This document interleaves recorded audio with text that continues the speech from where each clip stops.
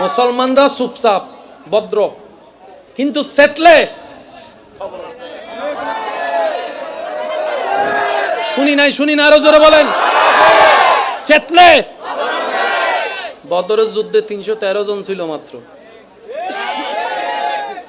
তো যুদ্ধ পছন্দ কেউ করে না, কারণ যুদ্ধ কখনো শান্তি আনে।